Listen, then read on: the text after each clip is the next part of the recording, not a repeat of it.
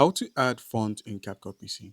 All right, guys. So if you want to add a font here, all you need to do is just minimize your CapCut, open up your browser, simply search for a website like the font, or just simply search for font downloads, and you'd be shown a list of places where you can download a font.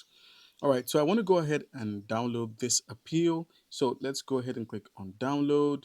And once the download has been completed, just open up the file on your file explorer.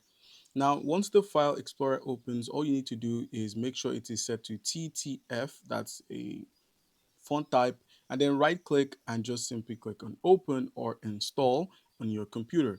All right, so once you've opened and installed this file, all you need to do now is simply minimize and go ahead and open up CapCut on your computer.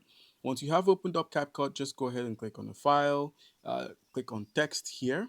Once you selected text, go ahead and drag the default text and click on the text. And then where we have font, click on the drop down here that says font, and then you could simply scroll till you find the font you just recently added.